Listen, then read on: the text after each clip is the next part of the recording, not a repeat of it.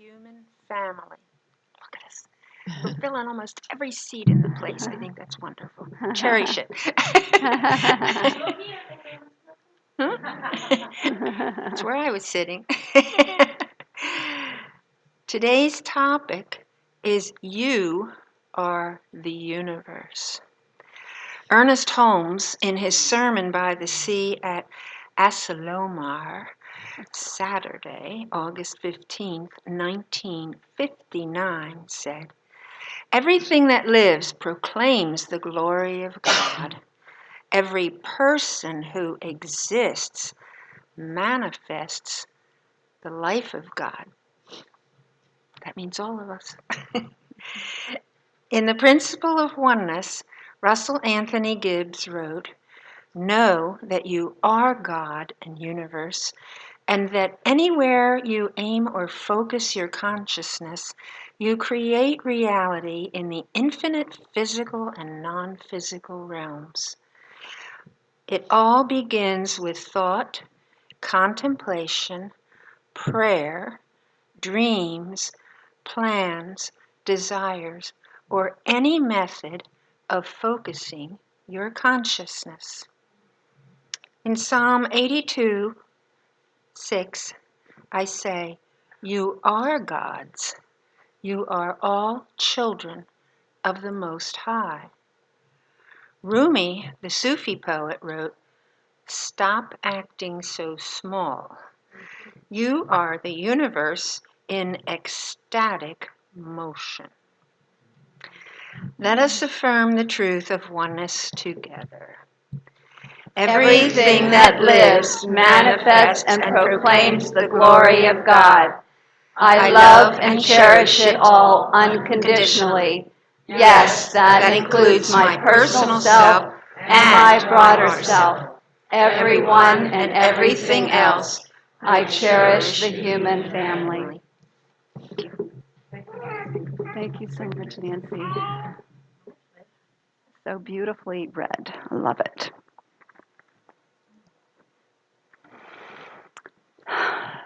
So a kindergarten teacher was observing her classroom as they were doing some art projects. And so she walked up to one little girl and she said, "Oh, what is it that you're drawing there?" And she said, "I'm drawing God." And the teacher said, "Well, nobody really knows what God looks like." And the little girl looked at her picture and she said, "Well, actually, in a minute, you will." And so I agree with that little girl. In fact, everywhere we look, we see God. This is the manifest nature of God. The body of God is what Ernest Holmes called the universe. It's the body of God. So everywhere we look, we see the glory of God made manifest. And so that is such a beautiful place to start, I think, this morning, don't you think? So when you're looking around this room, you are looking in the eyes, you're beholding the manifest nature of God, God in person and God in consciousness. And even all of the things that we call objects, and sometimes we think of as dead energy, but we know that it's not. Energy is alive and everywhere. The chairs that we're sitting in, the walls, all of the beautiful decorations, everything is manifesting the glory of God.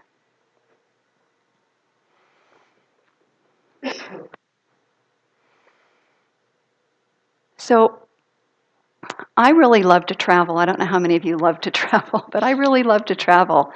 And when I do, I go with the intention of discovery and exploration, discovering all the many ways in which God or the Spirit, I'll get over here so everybody can see, or the or the God or the Spirit shows itself, reveals itself.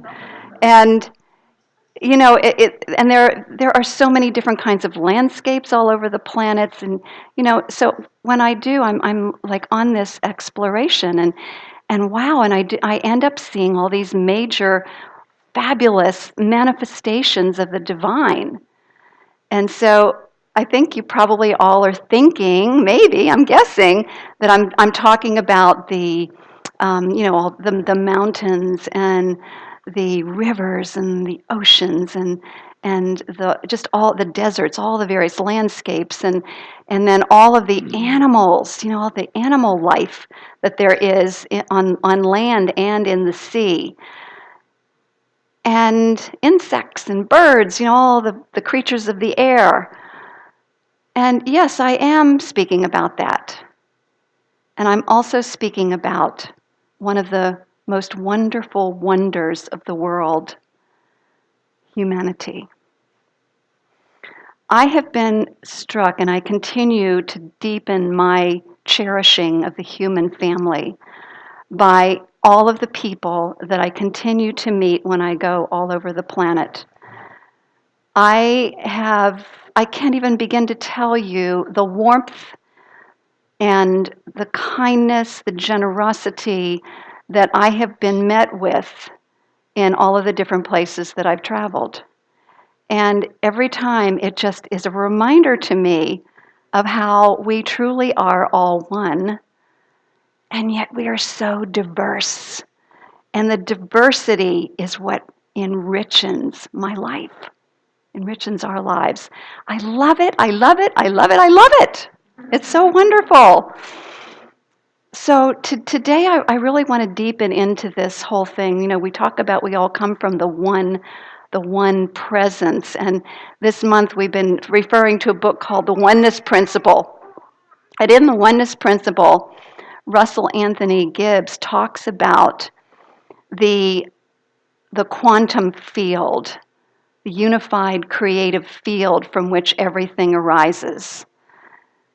And so if you could just use your imagination with me a moment and just imagine this, you can imagine it just lit up, this field of energy that is all pervasive at the quantum level. If you could see at the quantum level, and all vibrating at different frequencies. And that all of this, and it's one thing, it can't be divided. But it's interesting, but our consciousness, and I see us all as points of consciousness in this infinite universal mind. Each one of us, these beautiful points of consciousness.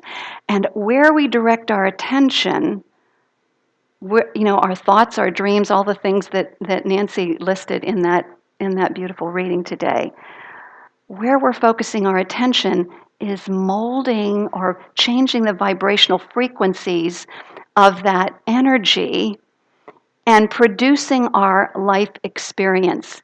And we are all, as one huge collective, participating in that. So we're one huge collective. This is the paradox of life. We are one huge collective like individualized points of consciousness in this universal mind. And at the same time, we're all one. When you look at the quantum level, there's no separation between you and the person next to you, or you and the chair, or you and the floor. There's no separation. It's all, our five senses are simply picking up the lower frequencies of what's going on, and it looks like, it appears that we are all separated in these individualized bodies. So if that doesn't blow your mind, one of the great physicists, I can't remember his name, I mentioned him a couple weeks ago, said if that doesn't shock you, then you're not getting it. It's just amazing to think about. So when the mystics were talking about the oneness of life, they were tuned in to this truth that now the scientists, the great physicists of our time, have been showing us. And it's awe-inspiring to me. And I'm reminded that we can go on a mini vacation every day. We don't have to travel across the world. It's like it suddenly hit me.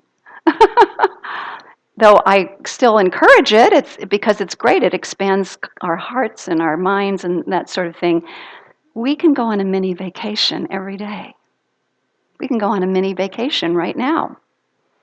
Just simply by realizing that all these beautiful beings around us represent a huge amount of diversity. So think about it.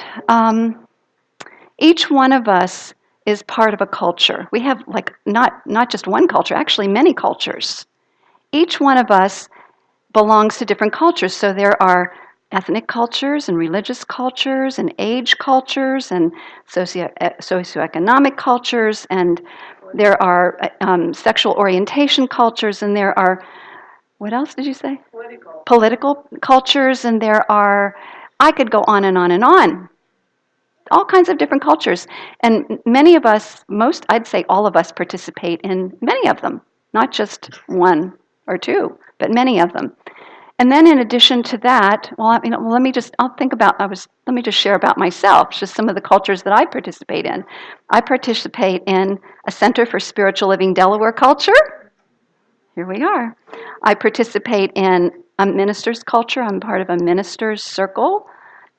I participate in a practitioner culture. We have our practitioner gatherings, and also the bigger gatherings of ministers and practitioners that take place from time to time. I participate in the Centers for Spiritual Living culture, which is all of the centers for spiritual living across the planet, like many, many others like ours. I participate in an interfaith culture because I really I understand and embrace. I just get the importance of embracing all of the different religions in the world as part of the diversity. I belong to Hockessin Athletic Club culture where I go and do my yoga. So I have part of the yoga culture. I could go on and on and on about all the different ways that that are my expression, and then there are all my life experiences and the beliefs I've come up with along the way. And each one of you could say the same thing. You have so many different life experiences, all the cultures that you participate in, and each culture has its own language and belief structure, just its own uniqueness. You're a wonderful board member also. I'm part of the board structure culture, the board of trustees, and the board of regents culture. And my family and friends culture, yeah.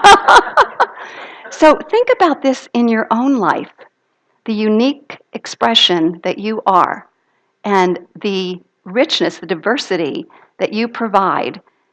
And so when we go on this mini vacation, let's meet each other. It's all of our diversity and different cultures meeting. And when you connect with somebody, just come with that in mind, that you're on a mini vacation of discovery when you're discovering more about the people that are even in this spiritual community, and what a blessing that we have such diversity in our lives. It really lifts me. It lifts me. I love what Rumi says. You are the universe in ecstatic motion. Here's the thing about this understanding, this mystical understanding of life that is also in tune with the quantum, what goes on at the quantum level, is that you are everyone and everything. You are everyone and everything. You are because of the deep connection. And the author of the oneness principle says that other people are your broader self then. So this realization, when I look around, this is all another broader expression of the one self. The one self, the one divine presence, deep interconnection. So when you love a part of that, what you see as a part of that, you're loving everything. The love that we share with one person, we're sharing with everything and we're actually receiving it ourselves because there's no separation.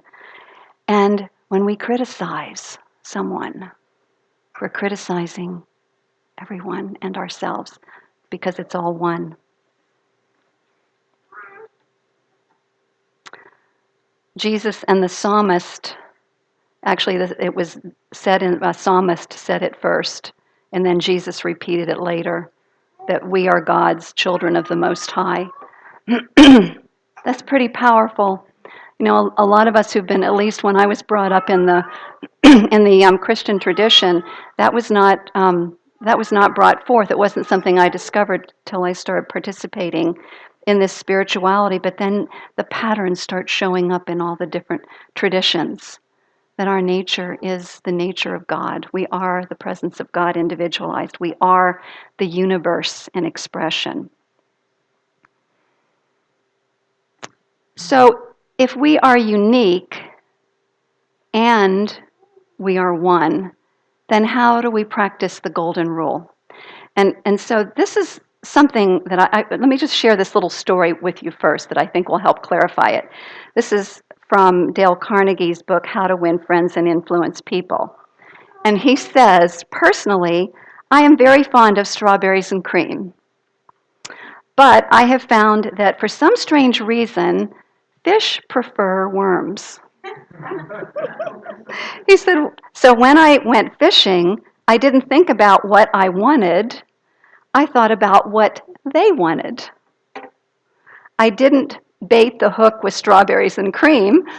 Rather, I dangled a worm in front of the fish and said, wouldn't you like to have some of this? So the platinum rule, there's a golden rule and there's a platinum rule. The golden rule is really a good starting point. It says, treat others the way you want to be treated. But then the platinum rule takes it to the next level. Treat others the way they want to be treated. And that beautiful little story reminds us that while we love strawberries and cream, the fish don't. And while we might prefer a certain thing, other people won't. A great example of that is there's a little book that came out years ago called The 5 Love Languages. Anybody read that book? Yeah, it's a great little book. It's a great one to read. It's fabulous. It really shows how we each have a way that we give love that feels loving to us and a way that we receive love. And it's important for us to find out from the other person how they receive love and how they share love.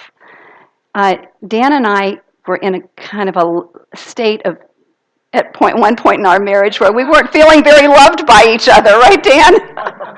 And we came across this book, The 5 Love Languages. And after I read it, I went, oh my gosh, the light bulbs started going off. I said, Dan, read this. And so he read it, and the light bulbs went off, and suddenly we realized that we were giving according to a love language that we like to give, but the other person wasn't feeling loved by that. They had another way of feeling loved, and vice versa. And so once we clued into that, the platinum rule, right? Treat others the way they want to be treated, not the way we think they should be treated. Powerful, powerful awareness. The platinum rule. Love it. Treat others the way they want to be treated. So the platinum rule requires that we be open to new ideas, other perspectives, diverse ways of being in the world, that we be genuinely interested in others and strive to make meaningful connections. It invites us to take action not solely based on our own desires, although we still have to take ourselves into account, but act in accordance to the desires of other people. And so we're making a shift then from just simply personal self to broader self in our interpersonal relationships. So it's an opportunity to truly up-level our understanding of compassion and love. In Words That Heal, Ernest Holmes said, to love God and to love our neighbor as ourselves means to see God in everything and to include everyone in one divine unity. And to that I add, and yes, to honor each person's divinity or diversity, each person's diversity. So whoever crosses our path then is another part of ourselves. So when we cross each other's path, we can go on a mini vacation, right? And explore and find out what the other person is like and discover what their love language is and share what our love language is and apply the platinum rule. So I'm going to actually invite, we have quite a few of our practitioners here today. Would you stand up and surround the room, please? And we're going to do a prayer shower for you.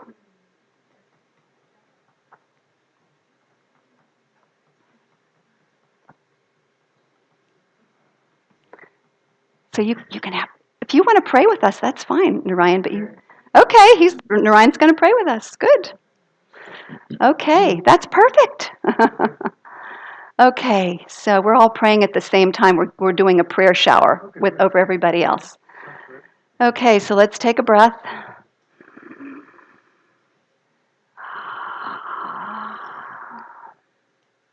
And we're just going to shower everybody with a deep appreciation of their oneness and their diversity. So just giving thanks in this moment, knowing that God is all there is. One source, one life, one presence, one power. One. It's all God. And for this I give my thanks. And I release this word into the universal law of mind. And so it is. Amen.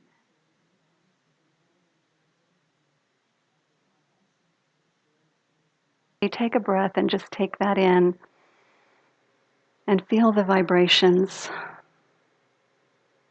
of truth, knowing the truth.